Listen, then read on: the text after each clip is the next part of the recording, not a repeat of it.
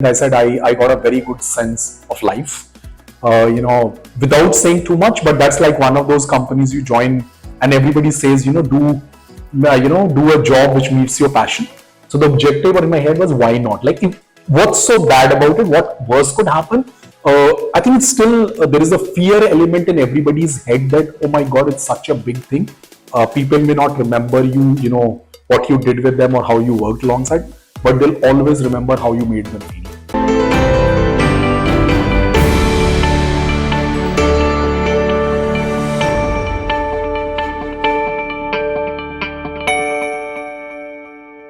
Hello and welcome back to the latest episode of GIBS IRE Talks, powered by GIBS Business School, where innovation meets inspiration.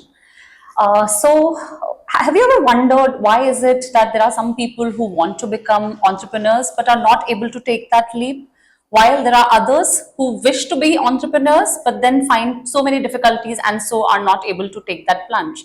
While you have all those questions, please hold on to that. We are here to answer all those questions and many more others in today's GIBS IRE Talks podcast, powered by GIBS Business School, with our guest for today, Mr. Vivek Nath, who is the founder and CEO of HRBx and is also a partner and an angel investor in many other businesses. So without much ado, let's get on to this podcast for today with our guest for today. And please join me in welcoming our guest, Mr. Vivek.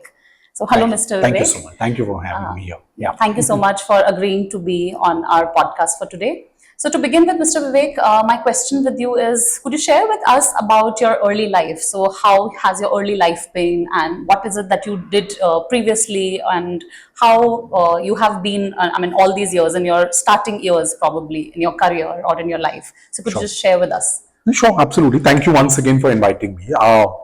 Early years, so I am a Bengali by parentage. So my mom and dad were Bengalis. My dad relocated from somewhere nowhere in West Bengal to Punjab in the early 70s. I was born and brought up in Punjab. So I lived pretty much my early life in Punjab, all across multiple this. My father was in education. He was a director of technical education in Punjab eventually. And first 18 years, Punjab, normal life, lived through it, studied over there. Like anybody of that time and era, the only two options in life are engineering and medicine. And I thought medicine seems like a faster pace to getting somewhere in life, or maybe start making your own money. Maybe that was this thing. So I picked up engineering, did well in my entrance exam, so and so forth, and I landed at what was REC Trichy, and now it's NIT Trichy. So I landed in NIT Trichy in the year 1995. Pretty much started my journey over there, single child. And I think the biggest push of, and I have been asked this question, that why did I pick up NIT Trichy all the way from Amritsar? Because I lived in Amritsar my first 18 years. And the biggest push was, at this juncture, I wanted to find a college that was the furthest from my parents. Right? So when I was doing my counseling, I looked at the map, and Trichy seemed like the place which was as far as I could go from my parents. When your father is a professor, you want that freedom at some point in life. And said, if I go over there, I am sure my dad is not going to come down to see me, much of it. So I would rather pick that. Turned out to be a good decision in its own way. Trichy is a good college. I think even recently I was reading, I think it still features in the top 10 engineering schools in this country. So I went there. 4 years were good. Did everything that you are traditionally told not to do. So which means didn't study much. Lived life. And when I was asked eventually that what did you gain out of Trichy's 4 years, I think I said I got a very good sense of life, what you should do and what you should not do. And you could muck up as much as you like, but if you have some basic, what I call a BHP, brain horsepower, and you go to a good school, one thing it ensures is that you will land at a good campus placement. Yeah. If nothing else, at least you land at a good campus placement. And I did land at ITC from campus. Okay. So I got a good place in ITC. It was a good school, good company to go to. They would treat you well, and that kind of worked out. And without saying too much, but that's like one of those companies you join and everybody says, do a job which meets your passion. I won't say too much into it, but truly met my passion, right? So People who can understand will understand. If you go join ITC, why do you join it? I joined for those reasons, met my passion, and I got a good job. So I lived that. That was joining in Bangalore. I relocated to Bangalore. Yeah, and then that journey has been on since 1999. Did some things over the years and which I can share as we go. But yeah, that was my early years. Uh, Pretty simple, straightforward upbringing. And I think if I really go back and reflect, and while I was coming here, I was reflecting that is there some things which happened in my life that set me to do this thing? I think yeah, two things which really set me up was the ability to take risks. Like my father took the risk of moving from West Bengal to go to Punjab, absolute unknown, and he survived and thrived over there. I think that came with the DNA. And the second thing which I was this thing is that if you have the confidence, you believe that even if you muck up and you still have some confidence and you believe that you can do it right, I think it holds you steady and you can always come back. There is really no, I personally don't believe that there is no end game. There's not like if you did something and failed, it's the end of story, end of life. None of that matters. 25 years back, I tried it and it didn't matter. I think today is a very different universe. So yeah, I mean, that's been a good part of what I did at least. Yeah. All right. So sounds interesting. So this brings me to my next question. So all the way from Trichy, and then you went on to working with ITC. So what is it that inspired you to become an entrepreneur rather than continuing to be an employee at another company like ITC, let's say, or maybe continue there itself? So what was it? So interesting. So I think early years, at least for the time and era we came in, and I call ourselves vintage. So we are very vintage guys. The kids who perhaps are in school and studying. I mean, sincere admission, I don't think we can even relate to the world and universe they live in. Thankfully, I think I try my best. I have a 17-year-old son, so I try my best to relate to what he or most of them are thinking. So try to. I use a concept of reverse mentoring, that let be led by them, hear them out.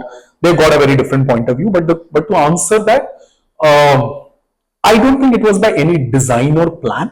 I think things come your way, and I always say that what comes your way is an opportunity.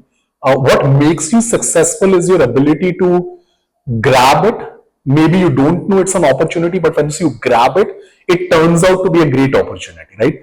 But the difference of whether you get to do something or you don't get to something is a function of whether you took that opportunity and said, I will go with it. Like, jo hoga so dekha jayega wala principle. And in ITC, it was a great push life.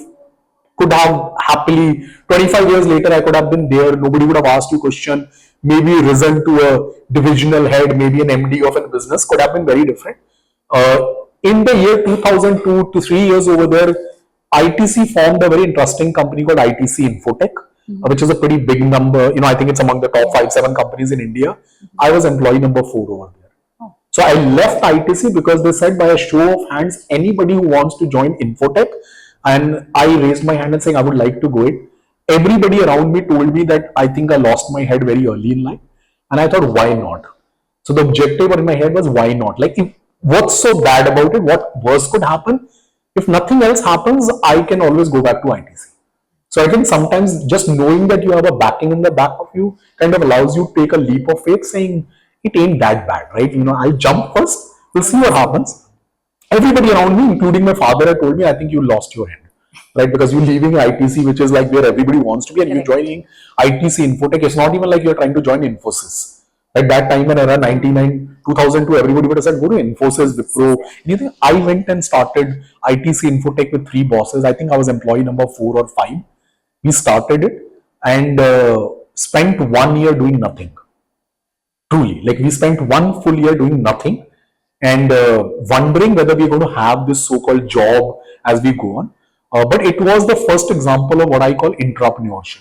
It was not entrepreneurship, but entrepreneurship. Difference is you're doing something of your own. It's crazy. You don't know whether it will succeed, but thankfully you have a big father in the back who's supporting you and you can live through it, right? Okay. But that I think is what happened. I decided to do that. We did it. So I wouldn't call it a true entrepreneurship. It's still like paid your bills and gave you the salary, but you were crazy enough to do something which you wouldn't have done. But that started it. Yeah. That was 3 years of building it. Strange place. We built very weird places. We built the businesses, including going to South Africa to build it. Oh, So we even landed in South Africa, where everybody's focus in life was to go to the US, get a H1B to begin, then possibly a GC and go to a citizenship. I went the other way. So we said, go somewhere else. Everybody else is out there. So yeah, I think that's what I think defines you, because when you have that in your head, you try figuring opportunities and options where nobody else is thinking. And I think that's a big difference of being an entrepreneur. You are going away from what everybody else seems to be doing. That seems to be the right path, and you kind of move away from it. That's what has been happening. great. So then this brings me to my next question. How about this current existing venture of yours? I mean, how did this idea come to your mind? And could you share Oh, something sure. about? So I think I'll have to take you back. So I did it. I built a firm along with my previous organization. 2005 to 8, we built a first firm Oh, in South Africa, of all places. Why South Africa? And most interesting people, and perhaps, and like I said, we are vintage. So people who may be reading and your TG, basically, they may not. So 2007 is where India won the first World Cup in a city called Centurion. So we were there. I was building a business in that city, and we saw the World Cup final and all that. Why? I mean, from there, it was a hardcore IT product development services business. We did that. The company got sold. I made some money out of it. So good thing if you do some business, try and see if you can make something out of it. And then didn't know what else to do, and decided, I think I should make my father happy and go back to studying again. And I got an opportunity to go back to IIM Cal to do my MBA. So I went back to IIM Calcutta to study. Sincere admission, there is no real planning. There's no design to it saying I was planning my steps to step. More like, okay, what more can you do that you have not done? Like, what else can I push as a boundary which has not happened? Because in my head, entrepreneurship is like, they say the definition of success is that, you have a capability, there's an opportunity, and the third element is luck. And that leads to success. Those are my three usual mantras. And if you have two at some point and the third is missing, I can more or less assure you, you're not going to be successful, right? So either you have capabilities, you have an opportunity that comes your way, and it has to get mixed with luck, right? Sometimes you can have both of them, and luck is like, sometimes you start a business which was early, and there is no audience for it, right? And it just, it doesn't work out, right? And everybody talks about Flipkart and Amazon as the two things which started here, but if nobody remembers it, there's a site called rediff.com and indiatimes.com, exactly. 6-7 years before them. Nobody remembers them. But they were the original OGs and pioneers of starting e-com in this country. But it took Flipkart and Amazon to come here and start making it, like they are the granddaddies of, let's say, startups in this country, right? Exactly. So it's sometimes, and that's the concept of luck. So the guys who built it, in fact, the gentleman who's the Rediff founder was the chairman and board member of IIM Calcutta. He's an IIM Cal alumni. Right, so we know that, but it just didn't pan out, right? Because maybe the factor of luck didn't work out. But yeah, that started it. Why this business?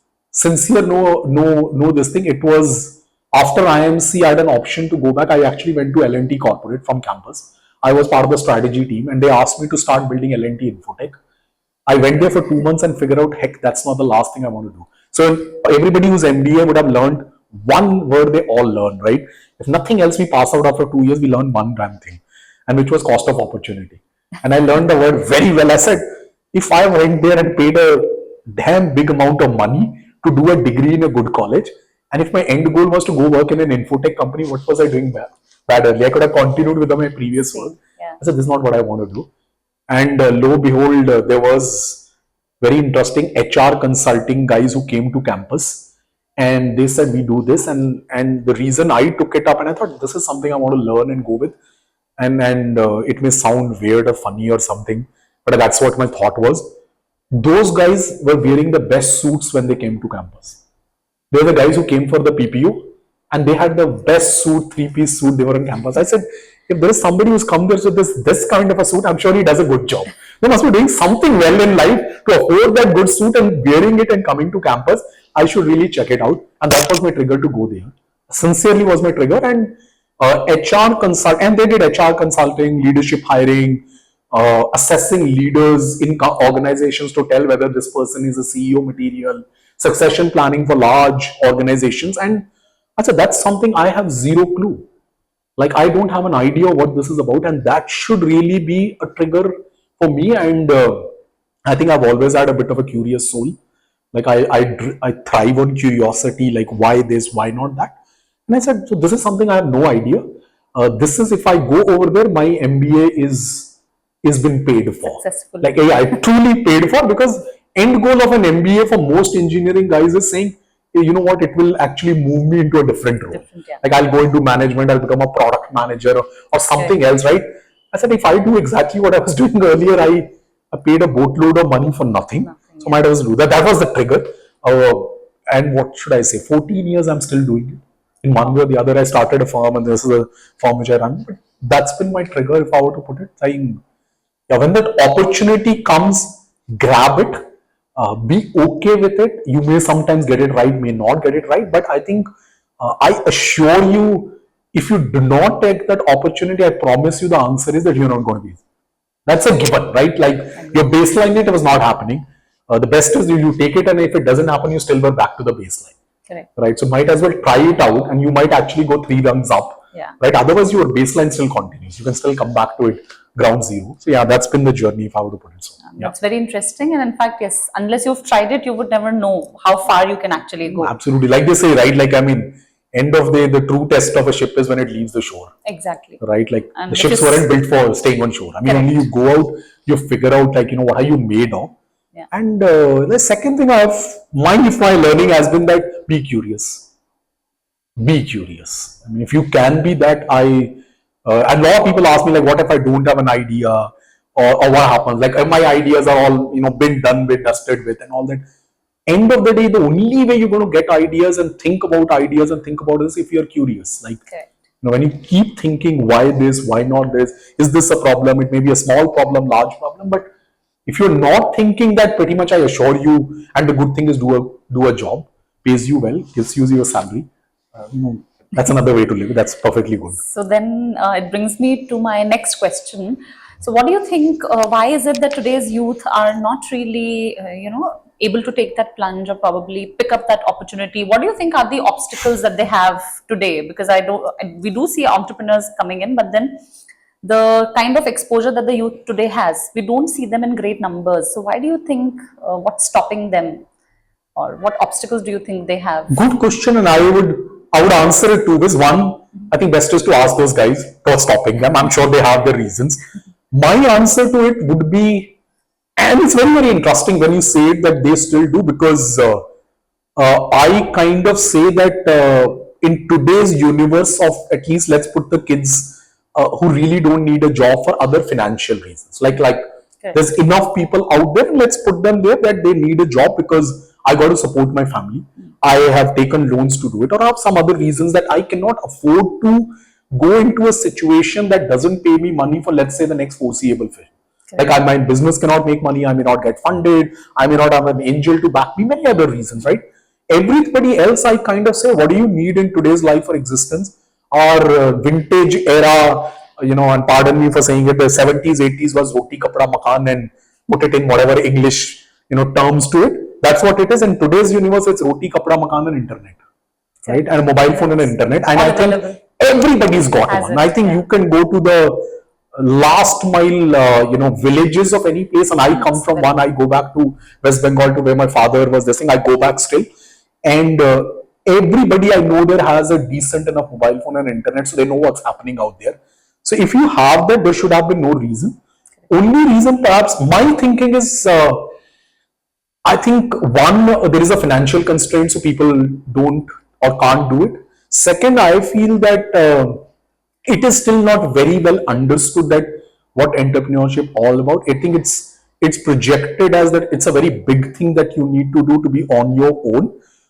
When you break it down and defines on what you're wanting to, when you break it down, it's very simple. Like mine is very simple. I do HR consulting. We say we are the most zero moat business. Anybody could start it with a laptop and a mobile phone. Like it doesn't take you much. Yeah. I think it's still, there is a fear element in everybody's head that, oh my God, it's such a big thing. And the word you put it out as an entrepreneur. And third, I think to an extent, call it many things which have been happening, and entrepreneurship has somehow been projected as, my God, it's a very gala event. Yeah. It's a very big thing, and unless you become, a Sachin Bansal, or you become Vidit Atres, and Ashneers of the world, you were a failure. Like, I don't think so. Entrepreneurship is you do it for the reason because you want to do of your own. You believe that you actually would want to be somebody who generates salaries and generates employment than being an employee. And third is you candidly are a curious guy who proverbially knows that you're going to be a very pathetic employee under some manager. You kind of just know it. Maybe you've done it 6 months and you figure out, I think I'm going to be a very pathetic employee, right? So my other option is I would rather be possibly a good employer and a good boss rather than a pathetic employee and, struggle through all of it. So I think if I leave apart, I don't see a good reason why people can't. Like, there is no dearth of ideas, there's no dearth of problems in our country. And I was talking to somebody and I said the most interesting thing about India is that everything over here is scale. Every problem is a scale. You could say, we are in Bangalore, so water was a scale problem about 3 months back, and then we have a lot of water is a scale problem. In India, everything is a scale problem. So if you can just get your head around it, I think you can do it. You can make an opportunity. Absolutely. Great. And there is enough, push for it. Good thing, there's a lot of push. And I would say to everybody else, maybe my era, your era as well, Doc, I think we still lived under this problem statement of saying, oh, you tried it, didn't work, you're a failure. No, I think today's people, today's kids, I think they are happy, they should be able to thrive on the fact that they're a failure. Exactly. I think they enjoy the fact they were a failure. They tried it and it failed. And I'm sure they'll go, put it out on every single media that I tried it, I failed, and these are my learnings. If nothing else, like I said, if you failed, you will get one thing out of it. If nothing else, you can make a brilliant LinkedIn post. Exactly. If nothing else works out, at least you got a good LinkedIn post and maybe you can put it on your website. Many followers. I'm sure you'll find your followers for just the fact that you failed. Exactly. Right? So I think there is no reason why you can't. And then even if you fail once, you may have a lot of other opportunities which probably you didn't see then. You can still see them. And then there is so much of support system that is available in today's time. Absolutely. And I think the biggest support, and I have always said this, that when you start something at an early stage, there are only 3 Fs who really follow you, right? And there's no football or fish in it. The 3 Fs are friends, fools, and family. There are only 3 Fs who really get you. There is friends, there's the fools who believe in you. They could be your customers or they could be people who support you, and your family. When you got those 3 who really support you, there should not be a reason for you to worry and say, why can't I go back and try an idea? Right? And the other reason, maybe, and I don't have an answer to it, the only reason you would not do it is that you feel you don't have an idea. Right? And then there's nothing you can do about it, right? Except that otherwise, if you have the 3 Fs who follow you, and if you get the followers F of it, but if you have these 3 friends, fools, and family who believe in you, I think you can go. You can go. Absolutely. All right. So I would want to ask you another question. If you see businesses which are similar like yours, do you see them as a competition? And if yes, how do you manage that competition? How do you deal with it? Yes, I think my business in particular, which is HR consulting, hiring people, is like I said, zero mode, very easy. Anybody who passes out could literally pick a phone and find a customer and say, hey, you know what, I can hire for you. And I can assure you, in this country or any place on earth where there is a business and you say, I could hire for you, somebody's going to say no to you. Anybody you go back and say, I can solve your people problems and I can hire for you, I promise you that guy will give you a seat. Because I have not met a single business in 25 years who's been able to raise a hand and say, I have no people problems. Yeah. I can assure you, whether you work with the Gs of the old world, which are the best perhaps leadership programs, you could work with the Flipkart, the Mishos, any one of the new age business, you could be a 20 people business or you could be a 25,000 people business. One common constant and a common problem you can arrive to is, and you can meet any founder and ask them saying, do you think you have a people problem? I can assure you the first thing is saying, yes, I do have some people problem. Either I'm struggling with hiring, I'm struggling with retaining, I don't know how to motivate them, I don't know how to bring innovation out of them, how do I engage with them to say, do beyond your salary, don't look for the 30th of the month, can you do a little more than that? So everybody's got that. Yeah. So mine is a very easy business. The competition, yes, of course it exists. I think my piece with it is that they're going to exist. What you do well is that why do you add value to the ones you work with? So then my mantra in my organization and my personal life's mantra is that help first and ask later. Like my mantra has been help first and ask later. right? If somebody reaches out, whether somebody wants to reach out because they want a little career, advice, or they want to change something in their career, or a founder reaches out, says, you know what, I can't afford you right now, but I've got these issues and I want to talk to you. I think one thing which is very clear with me and my entire team and my company has been, will not say no. Will not say no. If I can't help you, I'll find you who can help you. So, like I always say, that if you come to us, we'll give you the help we can. If I can't find you, I'll find you somebody else. And why? Because I think it drives me, saying, I'm in the business of helping people. If I can't do that as my baseline, what's the this thing? So there is competition. In fact, a lot of people we work very together. A lot of similar firms we work together. Where I say there are certain things you are good at and certain things I am good at. Why don't we figure a way to collaborate? And it has worked out. In fact, we work with a bunch of people who are technically my competition, my peers in life, and we end up working pretty okay with them. So I think it works out. It's all right. Only thing which I think what differentiates you is you add value. The only thing I always say is every interaction, if you've added value to that person, I assure you they'll come back to you. Correct. Right? If they've not got added value, they're going to move on. Right? There's so many other options to go with. But if they think they added value, this thing, it is pretty okay. Yeah. Otherwise, it's very easy to forget because everybody is so busy in their own, Absolutely. in their own clutter, in their own business. Completely. I mean, it's like the value goes with impact. So if you made an impact and you added a value, I can promise you they may not be able to leverage you or use you or work with you today, but they will 150% remember you. Get back. They'll remember you, right? Like there is that Barry Angelo, I think the statement which goes like, I mean, I don't know the words, but I that actually is my last slide on every presentation. I said, people may not remember you, what you did with them or how you worked alongside, but they'll always remember how you made them feel. Yeah. Exactly. Right. So I said every interaction, make sure that they were valued, they got something good out of you, right. And I promise you they'll remember you. So I think that should go for every time you go do any business, that make sure they remember you for whatever it's worth it, right? Okay. Yeah. That's been the way it's worked. All right. Yeah. So Mr. Vivek, I want to ask you another question. So you yourself are an entrepreneur and you're also an angel investor and you keep investing in a lot of businesses. So how do you decide which businesses to invest in? As in, what exactly do you look at while deciding? Oh, let me break it into two parts. So I started a few years back. If I look at the portfolio of the firms that I put my money in early few years, I think it was a little more driven by the personality, what the founder was, what did they bring to the table. Their personality was a bigger factor in my decision making, maybe a little biased. I could say I was a bit biased because I come from a people business. So I think my lenses are a little too blue and green. Like, I see everything in the people aspect of it. Like, okay, I read the person? Do I see this founder? Do I see the curiosity angle? Do I see their, their intention to put behind themselves? Is he or she looking for a very exit methodology of how they want to build it? Like, are they in there for the short haul, long haul? What's really their intent in doing what they do? I think that's what I was more driven.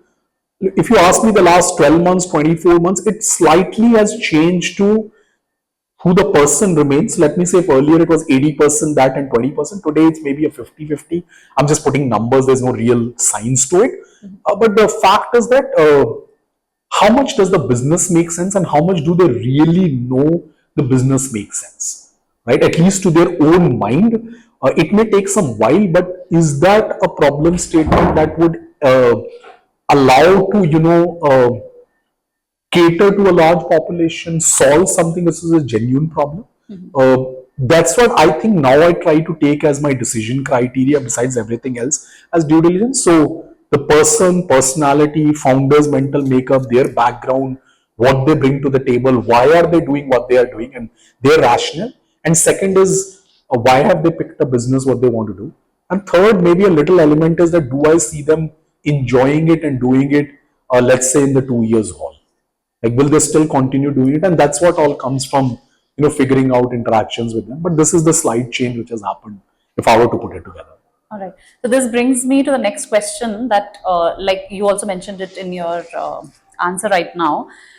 things are changing pretty fast around us. So, how important do you think it is to recognize those changes, and how important is it to, quickly grab those opportunities? Because we see that there is so much available in India. In fact, you were just talking about problems. There is so much of problem available, and so much of it which is scalable.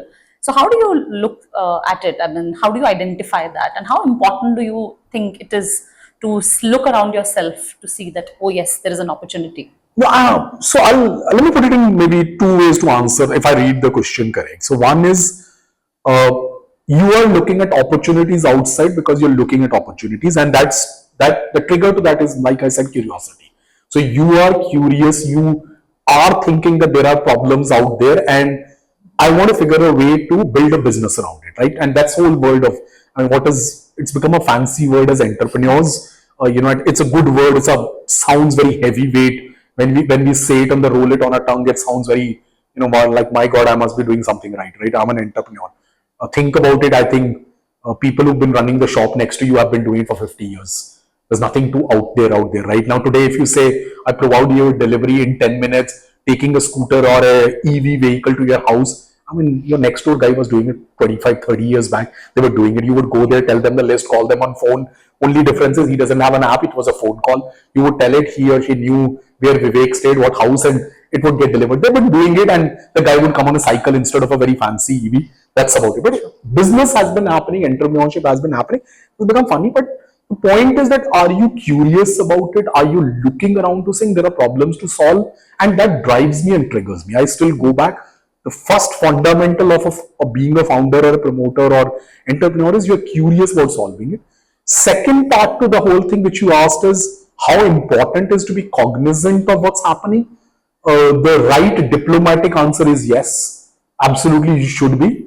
My second part is diplomatically, to say it, I mean, I should be on the right side of it. I absolutely should be aware of all things which are happening around it. Beyond a point, I think figure out how to stop the noise. There are too many changes. There's no way you are going to figure out everything. Pick a problem. Like I said, stick to your lane. Your lane could be a 2-lane, 4-lane, 6-lane, 18-lane. You're not going to drive on all lanes. You figure out this thing and you figure out what's my elbow room to do it. Like you may pick a problem, you may find adjacent things which are happening around it, and you stick to it. There's no way you're going to drive a business that today morning I was a guy who was delivering something, and tomorrow morning, you know what, I should start a medical device business because COVID happened. Let's say, let me start making, sanitizers suddenly. What was my previous business? I was food delivery. I'm a cloud kitchen guy, and suddenly I decide doing sanitizer. I mean, you're going to kill yourself. Like, there's no way you're going to do it. There's always going to be opportunities. There's going to be this thing. The part you figure out is that what's happening around me, how does it affect me, can I do something about it, does it add to my business in certain way, am I capable to even deal with it, is important. And then you figure out, how do I keep a lot of the noise away, because sometimes your biggest pain point as a founder is the amount of distraction that comes your way. Now this distraction could come from let's say the three things which I said, the friends, fools and family, which keep telling you, oh, by the way, this is happening, that's happening, oh, by the way. And the fourth one you can add to it, the moment you get an investor, that's a decent amount of distraction, because they've got an agenda, they need to push you. Yeah. So they might want to look at X number of things, but the good founders, great founders, I think, from my reading of having done it 14 years, is they stick to what they do well. And you can go back and read all the literature and see some of them, when they've tried doing two adjacent things, they mostly, fall on their face. And you will figure out they come back to first principles and want to go back to what they were really good at, right? Or what they were doing as a problem statement. So yeah, I mean, not an easy task. Noise is very high. How do you cut out the noise is not a very easy thing, but I think you just develop the skin on it. Okay. But I think know what's value to you and what's noise is what kind of starts taking you in the path of what you can deliver well. All right. Yeah. So in fact, this is what I wanted to ask you next, that should people stick to one business, or should they, look at opportunities? Because we know the ecosystem is such that there is so much available. And I think more or less in your previous question, you've already answered it, that there is no point jumping lanes and there is no point jumping guns. However, still, I would want to ask you, with so much available around us, and in fact, if we look at the big companies around us, let's say Tata's or anybody else, the big names, they have diversified businesses. So what do you have to say about this to the youth today? As in, you've already answered though. No, However, I would sure. still want to ask. No, good example, like you said, the Tatas, we can look at the Birlas, we can look at the Ambanis, The we can diversification let's call it helps. Adanis as well, who are Yeah, more, let's say, call exactly. it new gen, big houses. Yeah. But everybody forgets the part that look at the day when they started. So when you look at the Tatas, they're about 100 plus years of it and they have 100 plus businesses, right? Correct. Sure. I can assure you Tata started with steel and few other things in life and this thing.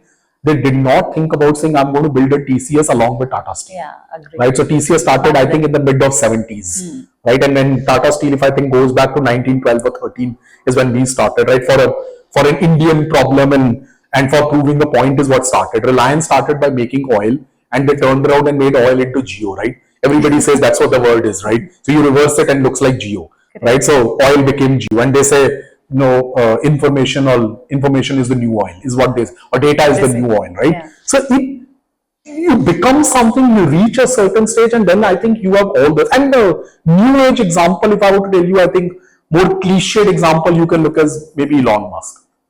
Right, I think everybody knows them. So I'm just using an example of instead taking somebody else who might have built another equivalently great business. But Elon Musk, I mean, you think about it, started PayPal. That's where he started, made his money, became good at something. And once you have it, you got that right. I think then you can do whatever else you do. Yeah, sure. And I read a lot, and I've read enough about Elon Musk to give this. I think I don't think he features on the greatest of the IQ levels from a Mensa point of view, but the gentleman can hold 4 different thoughts of a mission to Mars, building a Tesla as a car, Hyperloop, 4 other things he can keep on his hold. I don't think all of us are blessed that way. Yeah. But let me just say it, we are not blessed that way. We are not so crazy also. We are not. And when you got enough money, I think you can go ahead and do as crazy as you want. Right? But get to that point first. Like when you get to the point that now you can do whatever else, and somebody had asked me like, what does entrepreneurship mean to you, or why this thing? I said, and what does money mean to you? Because the first thing we all think is when entrepreneurship means I'll reach a great amount of money. And I had read it somewhere that money to me it gives me the freedom to do what I really wanted to do. So I have always maintained that money gives me the freedom to do what I really wanted to do, right? Till then I'll do whatever I have to do to get to that point. After that, I might decide I might want to have the best EV car or build the most interesting EV car, and then I might want to send people, have a colony in Mars. I mean, you can come up with, now he's doing Neuralink, right? I mean, the latest one I read is that he says smartphones are going to be obsolete because everybody's going to have Neuralink. Yeah. Now that means a different kind of a crazy to do it, right? But to get there, I think build your pathway to it, and then you can decide. I mean, in local parlance, you can like a very interesting one. Second time entrepreneurs, let's say Sachin Bansal built Flipkart to where he did, and then he wants it to be, what I call him is that he wants to be the new age digital banker of India. So he started Navi Technologies, right? Correct. He wants to be everything, but he did not try doing it while he was in the middle of building what he was building, right? So he built it. So I think that's the 2 cents advice, but to each their own. To each their own, absolutely. If it works, please go ahead. All right. So this brings me to the last question. What advice would you like to give to the younger generation today, or let's say the entrepreneurs today who want to build something of their own, probably want to become something like you? You became an entrepreneur and you are also an angel investor. So what advice would you like to give to the people out there who are watching us right now? One piece of advice that you have for them. Oh, the first and maybe foremost is fear, figure a way to overcome your fear of it. It is not that huge a deal. It's that big a deal. I mean, we made a much bigger animal out of it, saying entrepreneurship. Like I said, look around you. People have been doing it. And even in our country, like people have been doing business on their own, not even having a funding coming from some other sources. They've been running businesses. It's running a business. So first thing, stop treating it like it's a very hallowed grounds and something else very interesting. It's something you want to do because you want to do and build a business. You think, I have it in me to build one. So get a little over the fear part of it. You can do it. Second is, I'm again going to repeat it, be curious. If you are curious, you're going to find an idea. Like I promise you, if you're not curious, I assure you, you're not going to get any idea, right? Even if you are a binge watcher and you do that and you can figure out either an answer to how do I make binge watch interesting, or I can find a cure to how do I take you away from binge watching. Even that's an idea, right? Like I can take you. I have the mantra to take you away from binge watching and stop making you being a procrastinator. There's a business idea lying there. Can you get that done? Sure, figure it out. But be curious that what am I trying to do there. Third, I think is stop treating it like it is just me, myself, and I. Like there's a movie, right? Me, myself, and Irene. So just stop treating it like me, myself, and I. Go back to your friends, fools, and family. Ask for the help you want when you need the help. There is no shame in it, right? One last but not the least, absolutely you're going to fail. There are going to be times in this thing when you're going to fail, things are not going to work out. You're going to have serious, stress and doubt moments. Go back to the same principles of why you are doing it, what makes you feel good about doing it, and seek the support around you. There are people who are happy to support you. Like people I have done the angel investment. There are also people who call me to ask me about issues and things which I have no clue of. Like I have invested in a medical device company. I'm the last person who can advise him or her on what your business should be doing. But I think what they wanted was just somebody to talk to who's not going to judge them. Yeah. Right? Like I'm not going to be judged by this person to say, how the heck are you doing this? Why can't you think like this? Sure, this is the way it is. Maybe there's a different way to think. Who do you think I can give you the help from? This problem, maybe I can find somebody who's a good guide and an advice and a mentor. So I think seek the help when you need it. Stop treating it like a me, myself, in kind of a model. So I think these are the 3-4 things I have figured have helped me to do and keep my sanity.